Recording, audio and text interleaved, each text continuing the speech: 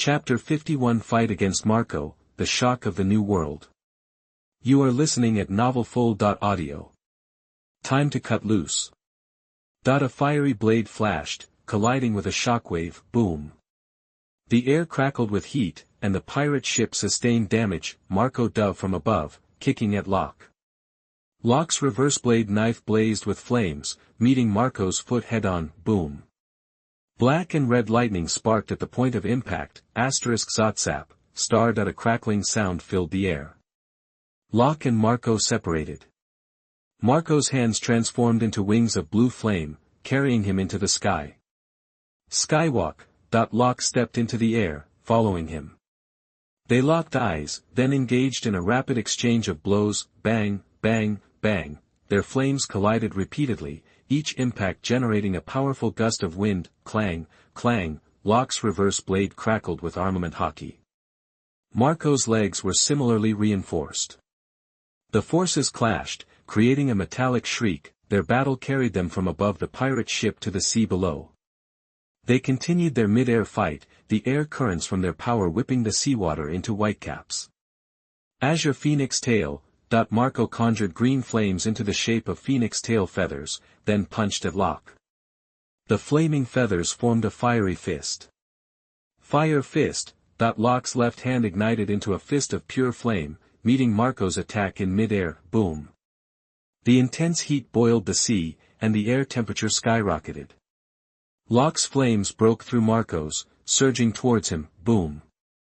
The flames engulfed Marco's position, leaving a cloud of heat and shockwaves, *whoosh, Marco reappeared suddenly behind Locke, using his momentum to launch a kick, his foot crackling with haki. Locke's haki flared, sensing Marco's move.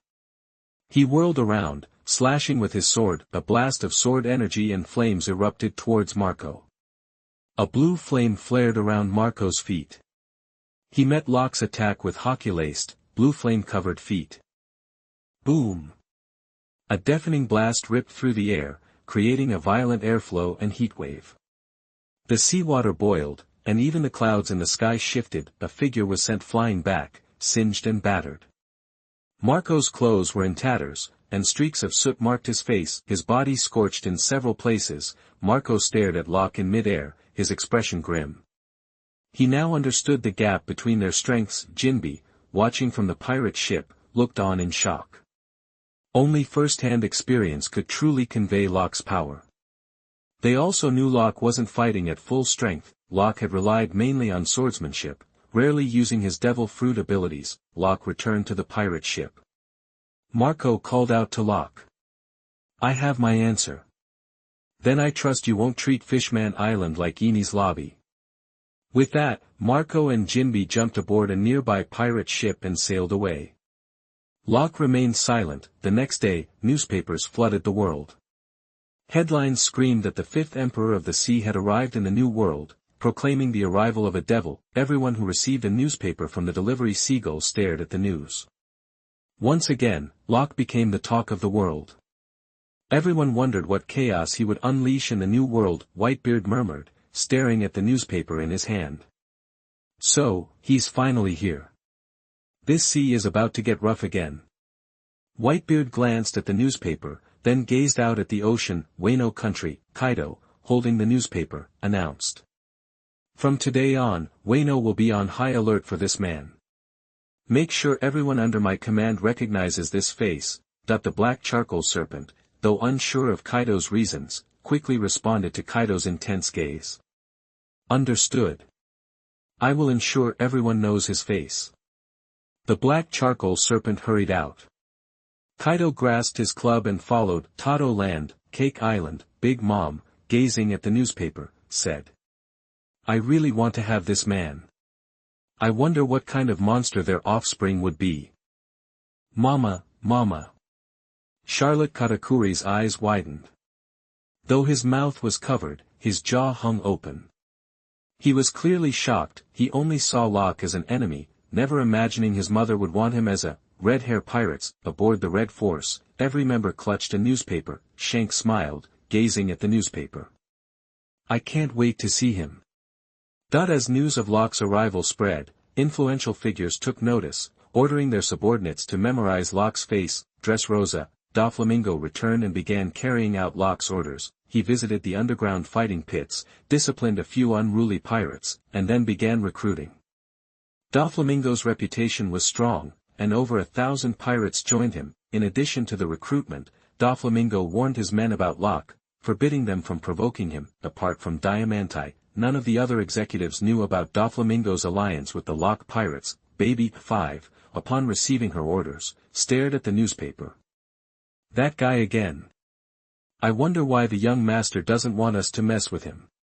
She brushed the thought aside and stared at Locke's photo, trying to commit his face to memory. Please let us join you. 5 pirate ships approached Locke's ship. The captain of the lead ship called out. Locke was sailing when several ships, spotting his flag, quickly approached. Locke sized them up. Each ship carried about 100 pirates, totaling at least 500 men. Adding them to his crew would significantly boost his forces. Locke turned, retrieved a pirate flag from the system space, and instructed the pirate captain. Give this flag to Doflamingo, and report to him for now, that the pirate captain asked. So, are we in? Yes, Locke replied. The 5 ships departed, and Locke watched them go before charting a new course. Chapter 52 The Legendary Pirate, Golden Lion Shiji. You are listening at novelfull.audio. A massive island drifted across the sky, so large it resembled a meteorite looming overhead. Below, a blonde, bearded man puffed on a cigar, engrossed in a newspaper. A rudder was bizarrely stuck to his head, and instead of legs, he sported 2 swords. This was none other than the legendary Golden Lion Shiji, a notorious pirate from the Rocks and Roger eras, and the first to ever break out of Impel Down. The captain of these sky pirates, also a floating fruit user, was once a name whispered in the same breath as Gold, Roger and Edward Newgate. Shiki scanned the newspaper, his eyes fixated on Locke. He'd been following Locke's exploits ever since the first bounty was placed on his head. Locke's name seemed to be everywhere. He blew a smoke ring, glanced at the newspaper, then tossed it aside. What I need is some serious firepower under my command, he muttered. This kid Locke might just be the ticket. Shiki was itching for a comeback, but he was sorely lacking in strong crewmates. He wanted someone powerful, but anyone he found was already spoken for. Now, he had his sights set on Locke. Hearing Locke had ventured into the new world, Shiki had personally begun the hunt. Suddenly, darkness fell over Locke's pirate ship. Sunlight had been replaced by an imposing shadow. Locke looked up to see a gigantic island hovering above him. Only one person could make an island fly, Golden Lion Shiji. Didn't expect to run into such a big shot here, Locke remarked, eyeing the floating landmass. However, instead of attacking, he steered his ship towards an island in the distance. High above, on the deserted island, Golden Lion Shiji seemed almost forlorn. True strength breeds solitude. Only by embracing loneliness can one become truly powerful. He strolled to the island's edge, gazing at the vast ocean below. Seeming bored, he initiated the island's descent. Slowly, the landmass lowered itself. Boom! The island crashed next to another, unleashing a torrent of seawater and a massive tsunami. An island had appeared out of nowhere, and Locke's pirate ship was docked nearby. Golden Lion Shiji surveyed the neighboring landmass.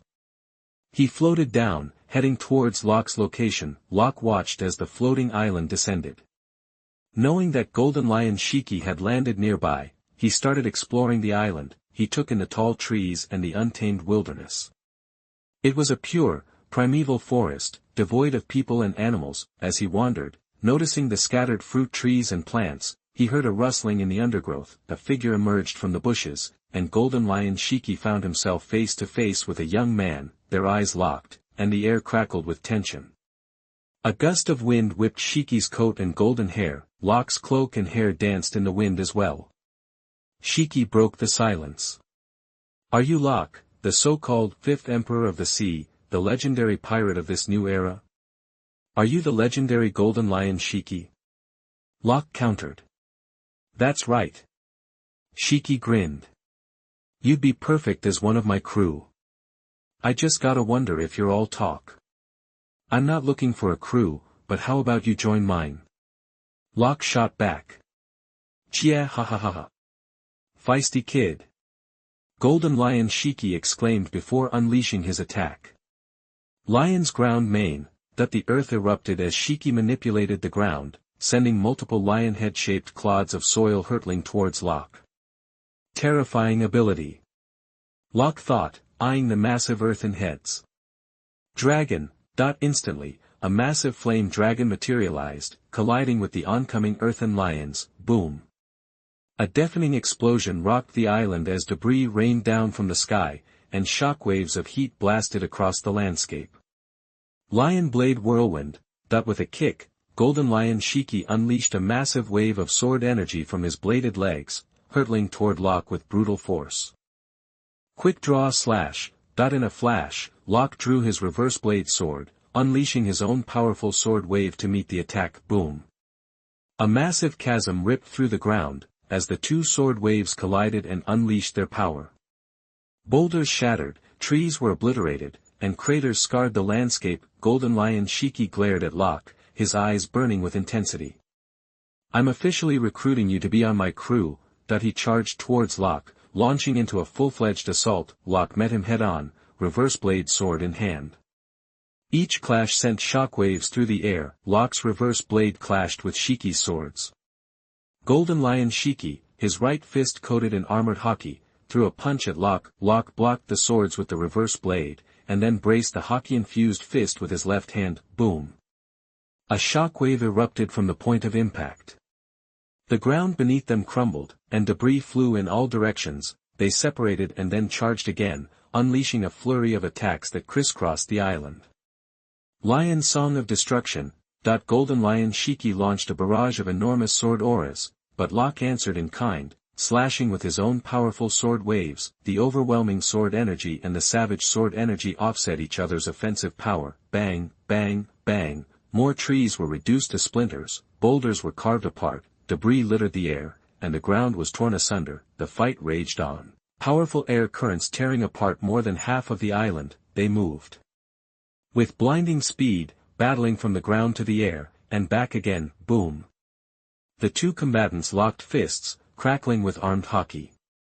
The force of the blow cratered the ground beneath them, and they were now locked in a deadlock. Magnetic, magnetic, magnetic. The air crackled with electricity, black and red lightning sparking around them. The turbulent air distorted the clouds overhead. Chia ha ha ha ha. This is exhilarating, truly exhilarating. Little brat named Locke, I'm liking you more and more. Golden Lion Shiki gazed at Locke with excitement and fervor. Locke's strength was more than satisfactory, and he was the ideal crew member. Something felt off about Shiki's words, Locke thought. I'm really not interested in being on your crew. Don't worry, you'll join my crew willingly. Golden Lion Shiki seemed oblivious to Locke's rejection, laser-focused on recruiting him. Lion's ground mane.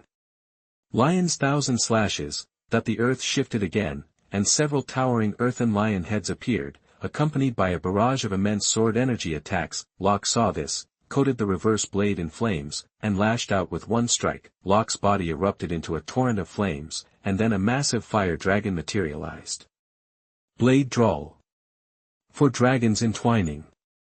Chapter 53. The battle is over. Drought Jack. You are listening at novelfull.audio. Blade Fury. For dragon bind. A wall of fire slammed into the sword energy, followed by four massive fire dragons lunging at the earth-constructed lion heads. Bang, bang, bang, explosions rocked the island. Shockwaves and intense heat ripped across the land, tearing the ground apart and sending debris and trees flying. The temperature spiked, making the area scorching. Golden Lion Shiki, stunned, gaped at Locke, clearly not expecting such raw power. The battle had wrecked most of the island, leaving barely enough space for them to maneuver. Locke, engulfed in flames, sword ablaze, locked his piercing gaze on the Golden Lion. After all, Shiki the Golden Lion was a force to be reckoned with. Jia ha ha ha. Shiki roared with laughter, somehow managing to keep the cigar clamped in his teeth the entire time. I'm getting more and more interested in you. Too bad, it looks like you won't be joining my crew today. Golden Lion Shiki said, a hint of regret in his voice, but he wasn't rushing things. The stronger someone was, the more patience was required. especially with someone as young as Locke. Trust me, I wouldn't be caught dead on your crew. And just so you know, I don't do crews. I'm a lone wolf. I need my freedom. Locke said, his voice firm. Shiki the Golden Lion gave Locke a quick once-over. Understood. Locke had made his position crystal clear. There was no point in pushing it, it was a shame. He'd finally found a promising candidate, but if Locke wasn't interested, he wouldn't force it. Shiki levitated into the air, looked down at Locke one last time, and then blasted off towards a neighboring island. Locke glanced at the wrecked island, then turned and headed back to his ship. Night fell. Locke stood at the ship's railing, the sea breeze in his face, quietly taking in the moonlit ocean.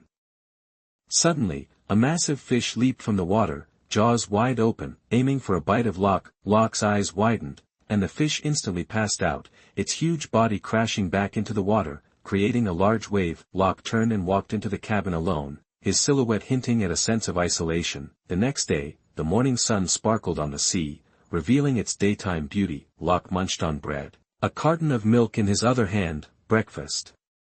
System, daily sign-in. Ding. Congratulations. You've successfully signed in and received the reward, Max Level Observation Haki, Top Tier Observation Haki, Short-Term Future Sight.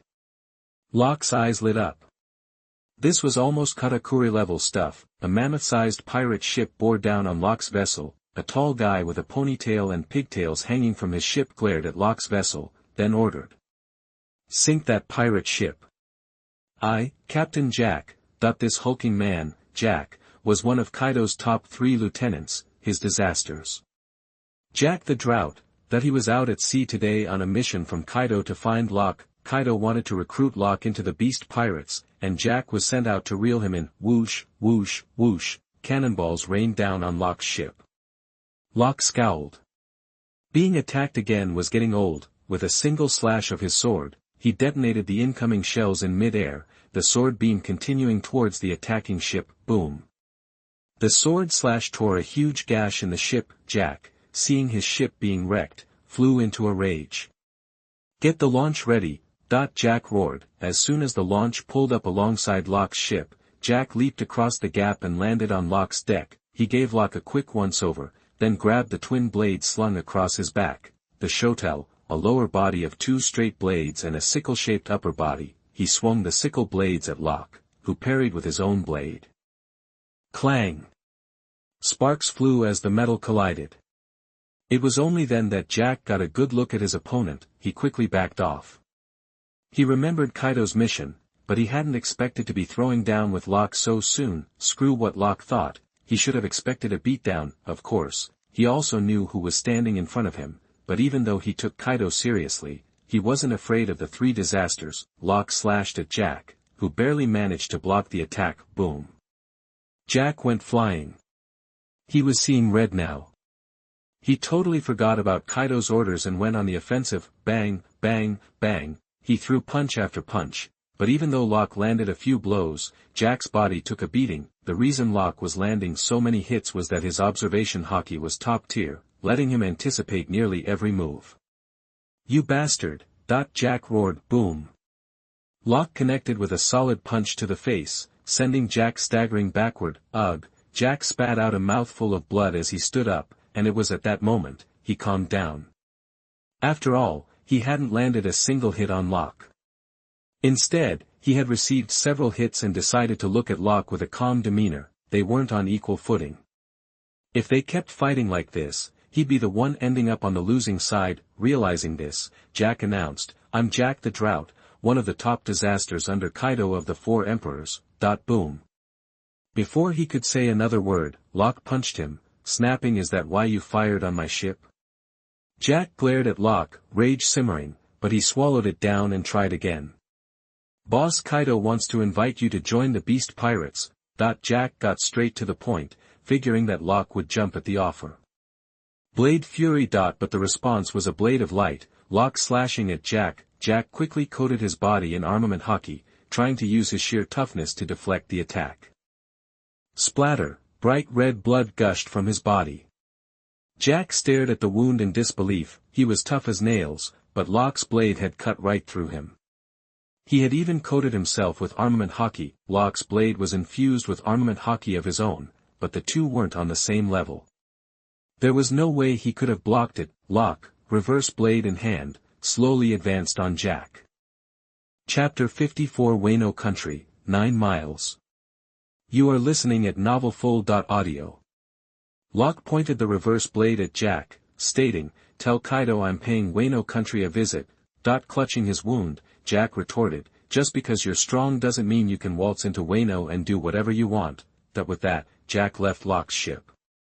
Back on his own vessel, he glared at Locke one last time before departing. Watching him go, Locke murmured, "I was wondering where to head next in the new world. Seems Kaido and Wano Country will be happy to have me." A few days later, in Wano Country, upon hearing Jack's report, Kaido roared, "If he dares show his face, he'll die here." Wano Country is unique. It's surrounded by sheer cliffs and waterfalls instead of a typical coastline. Scaling those leads to an inland sea containing the main island and Onigashima. The main island is split into 6 regions: Kuri, Udon, Ringo, Kibi, Hakamai, and the flower capital. After several days at sea, Locke finally arrived. En route, he'd run into Doflamingo, who filled him in on things. Locke then inquired about Wano's exact location and parted ways with Doflamingo. While Doflamingo wasn't sure what Locke intended in Wano, he sensed trouble brewing. Wano Country, Kuri, Bienli Village. Kuri was once a lawless land. Kazuki Oden's reforms briefly turned it into a paradise, but now, under Kaido's thumb, even finding enough to eat is a struggle. The arrival of Locke's pirate ship drew the attention of some villagers.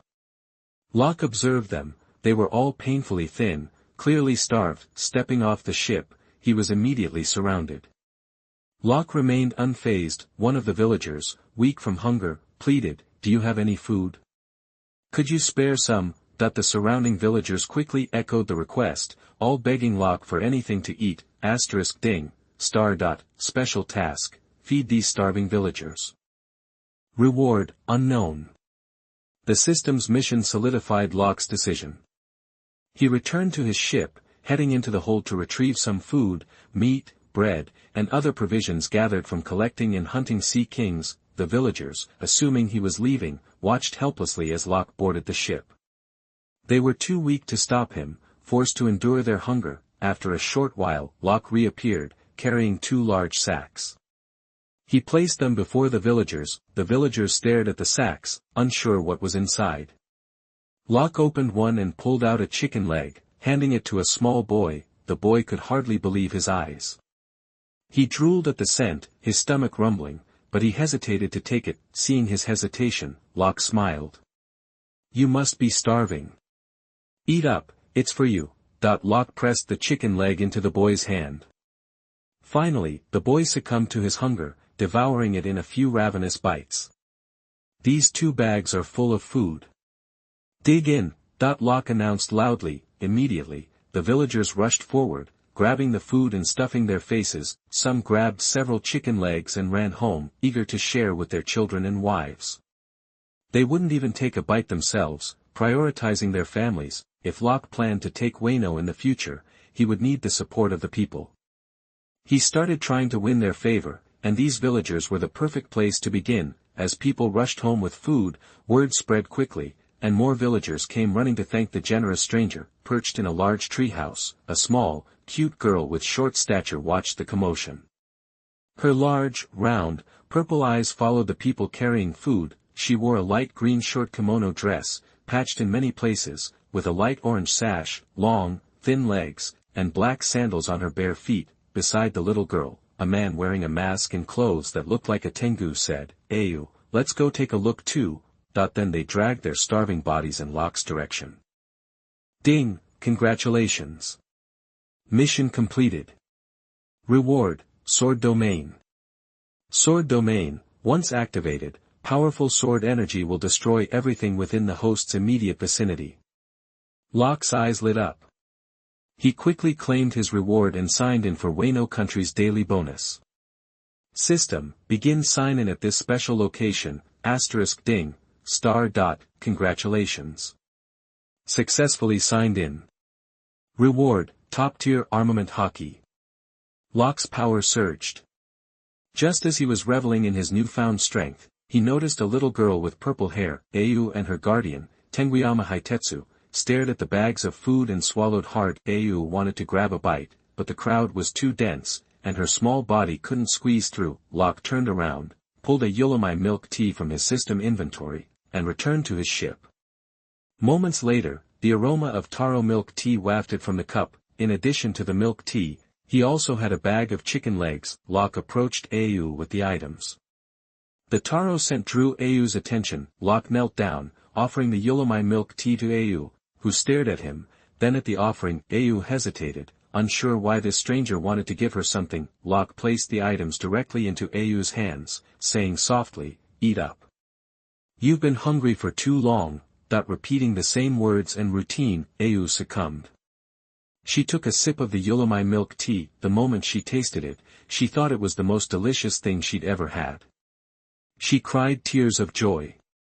"It smells like Mom." Au took another sip of Yulomai milk tea and offered it to her guardian. Tenguiyama Hitetsu refused, so Au opened the bag of chicken legs. Tenguiyama Hitetsu and Au each took a chicken leg. They devoured them quickly, finishing one in 5 or 6 bites. By the time they finished the chicken legs, they were fuller than they had been in a long time. "Thank you." Au looked up at Locke and said. Tenguiyama Hitetsu also expressed his gratitude. Locke replied, "It's my first time here, and I didn't expect people to be so hungry." "Can you tell me what's going on?" Au looked surprised. "You're not from around here." "That's right." Locke answered. Afterward, Au and Tenguiyama Hitetsu invited Locke back to their home, offering to casually answer his questions. Locke, of course, already knew what was happening, but he wanted to see the second-generation Kitetsu sword. The villagers watched Locke leave, kneeling to thank him for the food. On the way, Au asked Locke his name, and Locke told her. Then, Au and Tenguiyama Hitetsu introduced themselves. Chapter 55. Au, Eat Barbecue. You are listening at novelfull.audio. "So, this Kaido guy is a real piece of work," Locke declared, looking righteously indignant. If Kaido heard him, he'd probably be shocked. Locke was even worse, talking smack behind his back. Au then explained the layout of Wano Country to Locke, and also told him about its former glory. Tenguiyama Hitetsu glanced at Locke and said, "Kaido's turned Wano into a disaster. We're just hoping someone will show up who can take him down." Locke sat quietly, only glancing at the sword hanging in the corner. That had to be the Nidai Kitetsu. A seriously good blade. You could practically feel the sharp edge radiating from it. Locke wasn't rushing to grab the sword. He planned to hang around for a few days, build some rapport with Au and the others. After all, they'd just met, and there was no way they'd just hand over a legendary sword right away. "Hey, Au, mind if I crash here for a bit?" Locke asked. "I just got to Wano, and I haven't got a clue where to go." "Sure," Au said. "Stay as long as you like." She glanced at Tenguiyama Hitetsu, who nodded in agreement. So, the three of them chatted in the room, and Locke spun some yarns about his adventures, mostly the good parts. Night fell. Locke looked out at the darkness. Au and her grandpa lived way out in the boonies. The house was simple, not exactly lit up like a Christmas tree. Suddenly, a ball of flame burst into existence, shattering the gloom. Basketball-sized fireballs appeared all around them, floating up until they were out of reach. The fire lit up the whole area. Au and Tenguiyama Hitetsu were drawn outside, amazed by the sight. "Whoa, awesome!" Au exclaimed, looking at Locke with wide eyes. The darkness had vanished, replaced by the clear light of the flames. "Is this your power?" Tenguiyama Hitetsu asked, surprised. "Yup." Locke replied, looking at them both. "The ability to control fire, that's pretty powerful." Tenguiyama Hitetsu marveled. Just then, the grass rustled, and a fierce-looking beast with golden fur and massive fangs stepped out. Locke's hands were already wreathed in flames, ready to blast the creature. But then Au called out, "Wait. It's just Kamakyo, my pet." Au ran over to Kamakyo and started stroking its fur. The beast lowered its head, nuzzling against her hand. They clearly adored each other, but then, out of nowhere, a pack of wild wolves appeared behind Au. They lunged forward, jaws snapping, ready to tear her apart, a flash of steel. The wolves crumpled to the ground. Au stared in shock at the fallen animals. Locke sheathed his reversed blade sword. Tengyama Hitetsu, standing beside him, stared at the sword, eyes gleaming. "You're a swordsman, huh?" he said to Locke. "That's me," Locke replied. This was exactly the reaction he was hoping for, a chance to show off his swordsmanship to Tengyama Hitetsu. After all, whether it's swords or blades, they're both just ways of using a sword. Even if something's called a blade, it still comes down to swordsmanship. Just then, Au and Kamakyo came over to Locke. "Thank you," Au said. Locke ruffled her hair and grinned. "Just be careful out here." Locke walked over to the wolves' corpses. Another flash of steel, and the wolves were instantly skinned, another flicker of light, and the wolf meat was sliced into perfect pieces, floating in the air for a moment. Locke slashed at a nearby tree, carving out a rough plate from the bark. Then, with a few more precise cuts, he controlled the wind of the blade, guiding the wolf meat onto the bark plate. "Incredible," Au said, completely stunned. Tengyama Hitetsu's eyes were practically shining as he watched Locke. Locke turned to Au. "Let's have this wolf meat for dinner. Give me a hand cleaning it up, will you?" "Okay." Au agreed, and she and Locke started preparing the meat together. Locke then pulled out a barbecue grill, chili powder, and barbecue sauce from his inventory. To prevent shocking the two, he went into the forest to do so. He placed the wolf meat on the grill and started cooking. No need to ask where it came from. Locke had already taken responsibility for its origin. Au and Tengyama Hitetsu were glued to the wolf meat on the grill. The aroma of cooking meat filled the air. *glurp.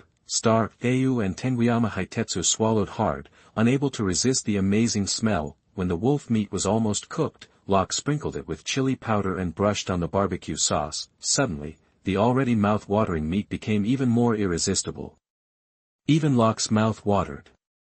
"Smells amazing," Au said, staring at the wolf meat. "Hey, Locke, what did you sprinkle on it? It smells so good after you put that on." Au already thought of Locke as a friend, even using the word big brother to describe their friendship.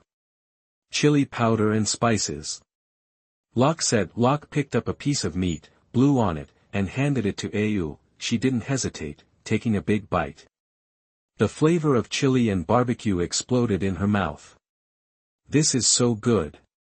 The best meat I've ever tasted," Au said, eyes sparkling. "Dig in," Locke said, grabbing a piece for himself. Tengyama Hitetsu also took a bite, immediately tasting the chili. "Hoo, ha." Au and he both exhaled, because they had put too much chili powder on their meat, and their mouth felt on fire. The three of them spent the whole night eating wolf meat, and Locke was glad that they had received the wolves' gift for dinner. It was truly a gift from nature. Late at night, the three of them were sleeping soundly. Today was Au's happiest day.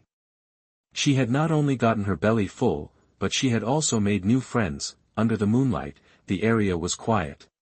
Outside, Kamakyo was sleeping on the ground, guarding the house. Actually, he was sleeping outside because he was too big to sleep inside. Chapter 56. Go down the mountain to buy rice and kill the samurai. You are listening at novelfull.audio. The next day, the mountain sun was shining, and even Kamakyo was out basking. System, daily sign-in, *ding, *. Congratulations. You've signed in and received, Master Carpenter Skills. Locke felt a flood of carpentry knowledge rush into his mind. A minute later, Locke, having digested the new information, stepped out of the house and into the woods. Bang, bang, bang, that he felled 3 large trees and started stripping their branches. The sound of the falling trees reached Au, who came outside with Kamakyo. She saw Locke working on the trunks in the distance. As she approached, she noticed a wooden figure in Locke's hand. "You're awake," Locke said, turning to her. "Yeah. Brother Locke, what are you doing?" she asked, curious. Carving a doll out of the tree trunk, Locke replied. Let me help. Au said, jumping in. Locke showed her what to do. They worked side by side in the sunlight. They looked almost like a young couple. Kamakyo just blinked at them, confused. She's just a kid. Kamakyo seemed to think. They spent the entire morning carving, resulting in 2 small dolls. So cute. Au said, admiring the doll in Locke's hand. Here, take it. A souvenir.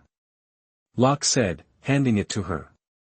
Au carefully took the doll and tucked it into her clothes. Just then, Tenryama Fighter called out, Au, could you go down the mountain and buy some rice? Fighter knew he was poor and didn't want to keep taking Locke's generosity. He decided to use his last bit of money to buy rice. Okay. Au replied. I'm going to get rice. Brother Locke, will you be alright here? Locke didn't want to be stuck with the old man. I'll go with you. Let's see what the town is like. Au perked up at the offer. Then let's go. Kamakyo lowered his back, and Au hopped on. Locke followed suit. Tenryama watched them leave, then turned and headed back inside. As they rode down the mountain, Locke observed the town. It was run down, lacking the energy of larger cities. It felt lifeless. Kamakyo stopped at a shabby rice shop. Au and Locke dismounted. Hello, I'd like to buy some rice, Au said to the old man behind the counter. Au. I'll get some for you right away. The old man replied, knowing her. He started packing extra rice for her. Au paid the old man, and they prepared to leave. Suddenly, an arrogant voice cut through the air. Protection money. Pay up, or else. 15 samurai in kimonos swaggered into the town, demanding money. The townspeople fearfully handed over their cash. Au, seeing them, quickly said to Locke, they're Kaido's thugs. We need to leave. She clearly disliked them, but Locke wouldn't act unless they caused trouble. Even so, Locke's hand instinctively rested on his sword. He knew trouble was brewing. As Kamakyo passed the samurai, one of them blocked their way. Hey, you think you can just leave? Do we look like heir to you? The 15 samurai surrounded Kamakyo, drawing their swords. Au gripped Kamakyo's fur in fear. Locke's hand tightened on his sword, the flash of steel. A spray of red. Before they knew what was happening, the samurai collapsed, eyes wide, blood poured from their necks. Their weapons clattered to the ground. They stared at the ground, and then the sky. The sudden scene stunned everyone. The arrogant thugs were all dead. Au gaped at the bodies, then looked at Locke. Locke had already sheathed his sword. You killed them? She asked. Yes. Although frightened by the bloodshed, Au said, good riddance. I bet they've killed a lot of people. But we're in trouble now. We have to go. Au patted Kamakyo's side, and the beast took off. News of the dead samurai spread quickly. Hundreds of their comrades arrived, demanding to know who was responsible. At first, no one spoke. But when they started threatening lives, a coward revealed everything. Enraged, the samurai stormed towards the mountain. As soon as they were gone, the townspeople beat the coward for talking. Back at the house, Au rushed inside. Master, we have to leave. She told Tenryama, who was sitting in the room. He was confused. Au quickly explained everything that had happened. Tenryama's expression darkened. Grab the sword. We're leaving. But as they reached for it, a voice echoed from outside. None of you are going anywhere. Chapter 57 The Devil from Hell, Kaido's Roar. You are listening at novelfull.audio. Nobody leaves, *bam, the door crashed open, and a samurai stormed in, followed by a bunch of his guys. The lead samurai glared down his nose at the 3 people in the room. Locke saw the guy's expression and instinctively reached for the sword at his waist. Au and Tenryama looked at the samurai who barged in. Though scared, they didn't try to run. Without a word, the lead samurai swung his sword at Au. Her eyes wide with terror, she grabbed onto Tenryama Tote's clothes, *thwack, blood spurted. The lead warrior crumpled to the ground, his arrogance cut short. Blood pooled around him, his eyes wide with disbelief. Locke's sword dripped with the samurai's blood. The remaining samurai stared, stunned that their boss had been taken out with a single strike. They roared in fury. Avenge him! Kill him! That they surged towards Locke, who just swung his blade. Boom, star, the samurai went flying, leaving streaks of blood on the floor and walls. Amazing, Yamato, watching from the side, said. Stunned, Au was equally shocked, but the smell of blood in the room was making her sick. Locke stepped outside. He saw at least 100 more guys waiting. He grinned. Instead of using his conqueror's haki to knock them out, Locke just gripped his sword and went to work. No fancy moves, just simple, brutal cuts. The samurai charged, swords raised. Clang, *1 samurai managed to block Locke's blow.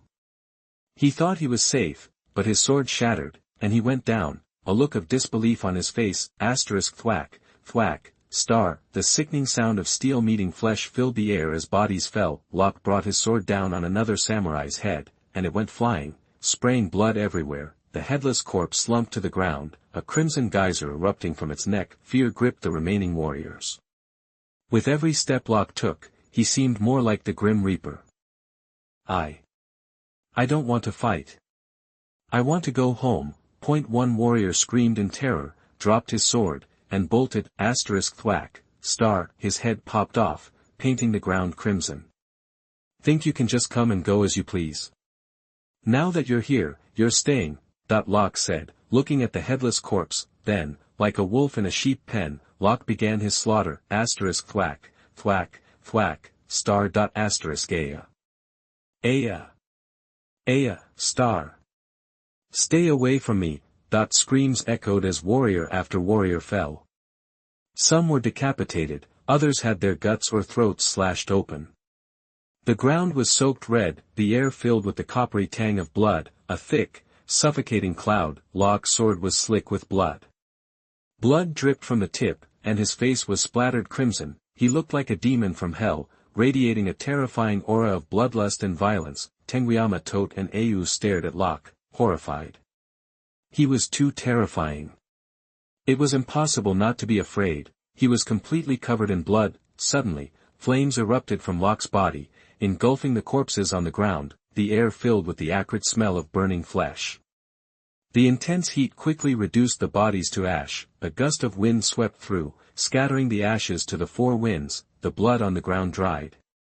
Only the smell of death remained, a lingering testament to the carnage. Locke walked up to Au and Yamato, smiling. Gotta wash this grime off, he said. Then, leaving the two in stunned silence, Locke walked away, and he wouldn't be back any time soon. Night fell. Everyone in Wano instinctively looked up at the moon.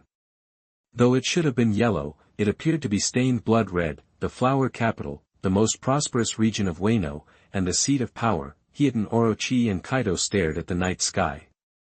That moon looks red tonight, no matter how you look at it. Orochi said. Like it's been dipped in blood. Kaido added. He felt restless and uneasy, but couldn't explain why. He took a swig of sake, glanced towards Curry, and his massive frame lumbered away. Down in town, an uninvited guest arrived. Locke's figure materialized in the streets. He was no longer covered in blood, but the strong smell of it still clung to him. Locke found a hotel.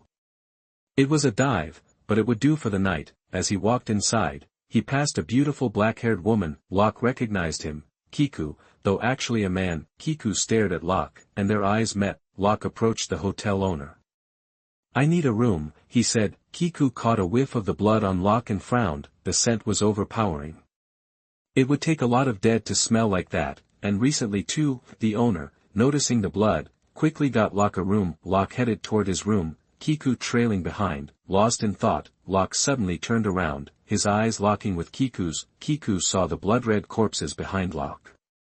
He felt like he was staring into the eyes of death himself. Cold sweat broke out on his brow, and he gasped for air. Locke's gaze was only momentary, but it showed the terrifying power he now held. Locke ignored him and disappeared into his room. Kiku didn't react until Locke was gone.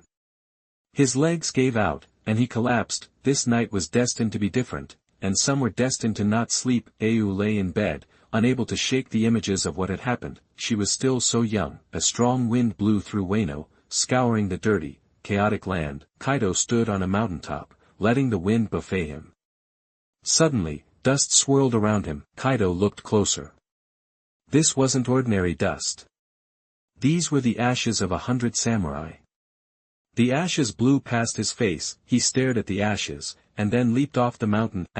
Boom. The ground exploded as Kaido landed, tearing the earth asunder. He roared at the sky. Who did this? Chapter 58. 2 Real Fights. Jack learns of Locke's arrival. You are listening at novelfull.audio.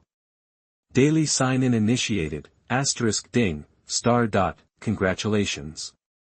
You've signed in and received the black silk apron. Locke ignored the notification, gazing at the sun. He stepped outside and onto the street, surprised by the lack of people. Xiaoju emerged from their room, eyes fixed on Locke. Locke sensed the stare and turned, meeting Xiaoju's gaze. It was their second encounter, and their eyes locked once more. A breeze rustled Xiaoju's dark hair, highlighting their beauty in a kimono bathed in sunlight. Their figure was perfect. Locke, however, wasn't impressed. It was a man's body, despite the woman's face. Swish, a glint of steel. Xiaoju suddenly attacked, and Locke swiftly drew his sword to parry. Clang, the sound of clashing metal echoed. After a brief exchange, Xiaoju retreated. Xiaoju's attack stemmed from suspicion that Locke was aligned with the Black Carbon Orochi. Locke's scent of blood from the previous night was overwhelming, suggesting he might have murdered innocent civilians. Caught off guard by Xiaoju's assault, Locke retaliated with a powerful slash. A wave of sword energy erupted from Locke's reverse-edged blade, surging toward Xiaoju like a force of nature. Seeing the attack, Xiaoju countered with their own sword, resulting in a violent collision. Boom. Nearby structures crumbled, and Xiaoju suffered a wound. Blood trickled down their right arm as they eyed Locke warily. Locke's power was undeniable. Xiaoju realized they faced a tough choice, defeat Locke or find a way to escape, but before Locke could act, a large group appeared in the distance, over 200 warriors, led by two powerful figures, Hold'em and Sipshead, loyal to Drought Jack. It's you. The guy boss Kaido mentioned, Sipshead shouted, then assessed Locke with caution. The warriors behind him mirrored his wary stance. Kaido had instructed them to memorize Locke's appearance, and Jack had warned them of his strength. They hadn't expected to find Locke here, as they were primarily focused on capturing Xiaoju. Sipshead whispered to a samurai, "Go tell boss Jack that Locke is in Wano." That the warrior immediately turned and ran. Xiaoju overheard Sipshead calling Locke's name and stared at Locke in astonishment. It was the first time they learned his name, but they couldn't grasp why Sipshead seemed so fearful. "Get him!" Hold'em charged toward Locke, the lion on his belly spewing flames. "Lion's fire!" Locke swung his sword, cleaving through the flames. The blade of energy continued toward Hold'em with undiminished force. Hellflame knife! Hold'em conjured a flaming blade and swung to meet the energy. Boom. Hold'em was blasted backward, the remaining energy tearing through the ranks of warriors. Boom. Several warriors fell dead, while Xiaoju watched, stunned. "He wasn't using his full power when we fought." Xiaoju gaped at Locke. Locke gripped his reverse-edged sword and charged into the throng of warriors. Seeing Hold'em knocked back, Sipshead waved his hand, and the warriors rushed toward Locke. Over 200 strong, they swarmed Locke, who crashed into their ranks. Puff, puff, bright red blood splattered as warriors fell with each swing of Locke's sword. Hold'em, realizing Locke's true strength, turned and fled, ordering his warriors to distract Locke. Finding individual kills too slow, Locke channeled flames around his reverse-edged blade, spun, and unleashed a devastating strike. Dance of fire! A flaming arc of sword energy erupted from Locke's blade. Boom. The warriors were annihilated in a single blow. The ground was littered with corpses, engulfed in flames spreading to nearby buildings. Villagers fled their burning homes. They stared in shock at Locke, standing amidst the inferno. Xiaoju was also stunned. They hadn't known Locke possessed fire abilities. Hold'em limped back, covered in blood. Seeing the devastation, he tried to escape again, but Locke wouldn't allow it. He slashed at the fleeing Hold'em, the blade of energy overtook Hold'em. He fell to the ground in agony. Locke approached, placing the reverse-edged sword to his neck. Hold'em looked up at Locke, his face contorted in fear. "Please, don't kill me," Locke smiled coldly. "You are honored to die by my blade." The blade sliced across Hold'em's neck, and his head tumbled to the ground. His headless body slumped, lifeless. Locke turned and left, knowing that Kaido and his crew would soon arrive. Xiaoju was shaken by Locke's ruthlessness. They gazed intently at Locke's retreating figure, etching it into their memory. Shortly after, Xiaoju also departed, aware that a battle beyond their capabilities was brewing, a brutally transformative event. Jack glared at the fleeing Sip's head. "Is what you're saying true? That guy's in Wano," Sip's head stammered. "I swear. I've fought him before. He's incredibly strong. Luckily, I'm pretty tough myself, so I could come back and tell you." Jack didn't believe his lies. He had fought Locke himself and barely survived, unlike Sip's head, who was a nobody. "You're dismissed." Jack clearly didn't want to see the guy. "We need to inform Boss Kaido. That dangerous man is in Wano." With that, Jack headed towards the flower capital to report to Kaido immediately. Chapter 59, War Preparations. Wano Country is about to be in chaos. You are listening at novelfull.audio. The flower capital, Kaido, Orochi, and Jack are all in the capital. "You positive Locke's actually made it to Wano?" Kaido asked Jack.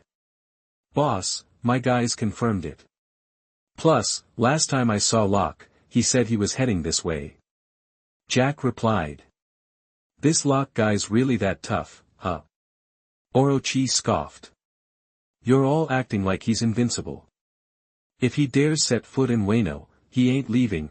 Kaido snapped. "What do you even know? You don't get it. Just listen." He paused, then turned to Jack. "Get King, Queen, and the Tobi Rappo back to Wano, pronto. And pull in any beast pirates who can actually fight. No dead weight." Jack left immediately to follow Kaido's orders. "Is all this really necessary?" Orochi couldn't help but ask. Bringing back all their top fighters would leave their other territories wide open. "With a guy like Locke, yeah, it's necessary," Kaido retorted. "Don't worry about the territories being attacked. Nobody's got the guts to try. You, on the other hand, mobilize the troops here and scour the country for Locke. I want to know the second you find him." Seeing Kaido so serious, Orochi nodded. "Understood." He left to begin mobilizing Wano's forces. Kaido muttered, staring out the window. "Locke's here now, but he's not going anywhere. Wano's not a revolving door. He's here to disappear." Orochi moved fast. Soon, Wano was swarming with samurai hunting for Locke. The commotion caught the attention of some locals, who wondered what was going on. Onigashima, Kaido's base in the New World, a huge island shaped like a monster's horn near Wano, began to stir. After Jack arrived, pirates were sent towards Wano, including King, one of the three disasters, with a bunch of his crew. Jack headed elsewhere, spreading Kaido's orders to gather even more troops. A figure with white hair, wearing a white sleeveless kimono, a red skirt, and red-strapped sandals, watched the activity with growing suspicion. This was Kaido's daughter, Yamato, who was heavily influenced by Kazuki Oden. Yamato, who wore handcuffs, had managed to escape her imprisonment and, seeing the huge troop movements, wanted to know what was up. She found a pirate and, wearing a mask, asked, "What's going on? Why the big commotion?" "Word is, that legendary pirate Locke's in Wano, so Boss Kaido's calling in everyone to take him down." The pirate replied. "Locke?" Yamato didn't recognize the name. Anyone who could make her father react this way must be a serious threat. After knocking the pirate unconscious, she stole a ship and set course for Wano, eager to see this Locke for herself and maybe even team up with him to take down her father. Meanwhile, in the flower capital, the man the whole country was hunting for had arrived.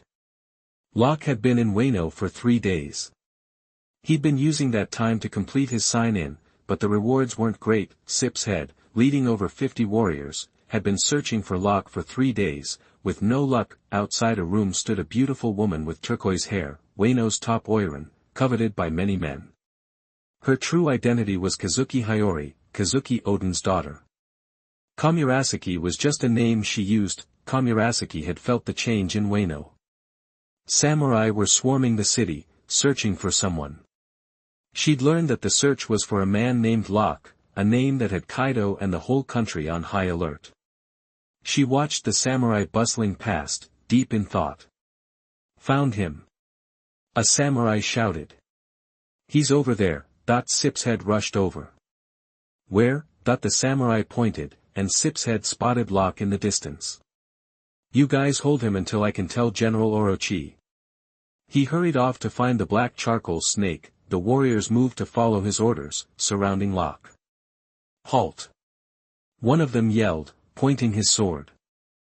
Locke glanced at the dozens of warriors blocking his path, then a sword flashed, the warriors collapsed, clutching their throats, blood pouring from the fatal wounds. A man who happened to be one of the 9 red scabbards watched in shock, Kazuki Oden's former retainer, Ashimaru. He changed his appearance after Oden's death. He'd been secretly working to restore Wano and, now working as one of the black charcoal snake's guard, and had heard about Locke. Seeing Locke, he decided to test his strength and, if he was strong enough, recruit him to help liberate Wano. He drew his sword and charged at Locke. Locke, sensing him with his observation haki, turned, and another blade flashed. Chapter 60 Black Carbon Orochi, Yamato, and others gather together. You are listening at novelfull.audio. Boom! The 2 sword strikes collided with a deafening crash, sending a shockwave that kicked up dust everywhere. Locke finally got a good look at Quangshiro, and Quangshiro sized up Locke, their eyes meeting. Whoosh! They charged, Quangshiro's blade crackling with armament haki, what they call Ryu Sakura here in Wano, clang. Their weapons locked in an X, Quangshiro's face twisting in a frown. He glanced at Locke, then leaped back. That one clash told him he was outmatched. Locke's haki way stronger. Quangshiro isn't your real name. It's Denjiro, isn't it? You're a retainer of Kazuki Oden, still scheming to restore Wano. Locke declared, watching Quangshiro's face. Quangshiro's pupils constricted. Who the hell are you? He snarled. How do you know all this? He gripped his sword tighter, ready to attack if Locke's answer didn't satisfy him. Locke ignored him, his gaze drawn to the figures rushing up behind Quangshiro. A crowd of people appeared. Leading them was a bald, square-faced guy with a huge head and mouth. He wore a crown cocked to the left of his head, his purple hair pulled into a bun on the right. A yellow kimono covered him, and his beard jutted upward. It was the shogun of Wano, Kurazumi Orochi. Sip's head had tracked him down, spilling Locke's location, and he'd scrambled his men together. General Orochi. Quangshiro called out, retreating to the shogun's side. So, this is the guy Kaido's been hunting? Kurazumi Orochi muttered, sizing up Locke. Doesn't look all that dangerous. I don't get why Kaido's so worried about this Locke guy. Sip's head sidled up to him. Shouldn't we tell Kaido, General? Kurazumi Orochi shot him a glare. I still think we can handle him ourselves. Get my men, and take him down. Sip's head stammered, clearly uncomfortable. He knew how powerful Locke was. Going after him seemed like a death wish. Still, he had no choice but to grit his teeth and charge forward with the others. Just as they were about to engage Locke, a figure appeared in the distance. Yamato, sporting a pair of red devil horns, pulled down her mask. We finally made it to the flower capital, she said, eyes fixed on Locke. That's the guy Kaido wants. Locke watched Sip's head and the others bearing down on him, his expression unchanging. Then, a wave of immense pressure crashed over the charging mob. It was overwhelming. Warriors crumpled like paper dolls, collapsing to the ground unconscious. Even Sip's head stood frozen, drenched in a cold sweat. The aura radiating from Locke sent shockwaves through Kurazumi Orochi, Yamato, and everyone else. That power. I didn't think anyone else had it. Yamato breathed, staring at the pressure emanating from Locke. What? How? That's impossible. Mtlnovel Orochi sputtered, disbelief written all over his face, but the proof was right there, hanging in the air. Even Quangshiro stared in stunned silence, hidden in a corner. Gyukamaru watched, his eyes wide. Instant transmission. In a flash, Locke stood before Sip's head. He channeled armament haki into his right fist and slammed it into Sip's head. Sip's head saw the blow coming too fast to dodge. He barely managed to coat his head with haki in defense. Boom. A spray of red rained down as Sip's head exploded. Blood mist filled the air. Boom. The headless corpse hit the ground, painting the area with crimson. A few drops landed on Locke's face. He wiped them away, then turned, pointing his sword at Mtlnovel Orochi. Still want to fight? Mtlnovel Orochi had watched Locke obliterate Sip's head in stunned silence. Now, fear gripped him. Kaido had been right to worry. Tell Kaido to get here, now. He barked at a nearby samurai. Yamato, equally stunned, was impressed by Locke's power, and his brutality. Was he holding back against me just now? Quangshiro wondered, his eyes still locked on Locke. Wano's about to go through some big changes, Ashimaru whispered, his face grim. Locke's display had shaken them to their core, but he wasn't done yet. He swung his sword, a massive arc of energy hurtled toward Mtlnovel Orochi, who scrambled out of the way. Boom. Even dodging the brunt of the attack, he was still hit by the aftershock.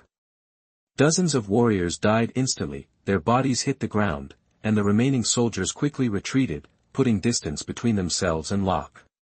A nearby building was demolished by the force of the strike. So strong. Maybe we could team up with him and take down Kaido. Yamato exclaimed, her eyes shining with excitement. Quangshiro, stop him. Mtlnovel Orochi sputtered, blood dripping down his face. Quangshiro glanced at Locke, then gritted his teeth and charged. Flowing Sakura, his blade crackled with armament haki as he swung it at Locke. Locke simply flicked his wrist, and a surge of energy annihilated Quangshiro's attack. Whoosh. Quangshiro reappeared in front of Locke, slashing down. Locke raised his own sword to meet the blow. Boom. The ground beneath them cracked and crumbled as dust swirled and air pressure blasted outward. Boom. Quangshiro was sent flying, crashing through several buildings before finally coming to a stop amidst the rubble. Cough, cough. Quangshiro spat out blood, his body covered in dust. He's really strong, he gasped, looking up at Locke. Looks like this is where I die. Locke moved toward Quangshiro, step by relentless step, as if to end his life. The commotion had drawn the attention of others, Kiku and Kazuki Hiyori, Shinobu and Kenjuro, even Omesa and Tengyama Hitetsu. Since Omesa had left Locke, things in Wano had gone to hell. Even in the village, samurai were searching for something every day. Omesa suspected that the warriors were looking for Locke. After all, Locke had killed Kaido's men before. She was worried about Locke and decided to follow him. Even though Locke was a bad person, he was also her first friend. Chaos was about to explode in the flower capital.